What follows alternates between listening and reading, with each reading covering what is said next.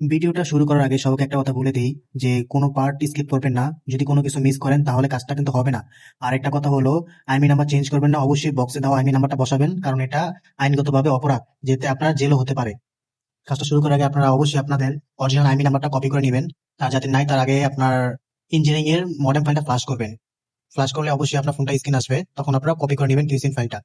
তো এখানে আমি আপনার কিউসিন ফাইলটা কপি করার পর ফ্লাশ করবো, কারণ অনেক সময় আপনার যে আপডেট ফাইলটা থাকে ওটার মাধ্যমে কিন্তু আপনার রিপেয়ার করলে কিন্তু নেটওয়ার্ক আসে না। তো এখানে আপনার যে ফাইলটা আমি ইউজ করতেছি, MIUI 14, এটা আপনি ব্যবহার করবেন। আমি লিঙ্ক ডিসক্রিপশন বক্সে দিয়ে দেবো, ওটা দিয়ে আপনি আগে ডাউনলোড করে নেবেন।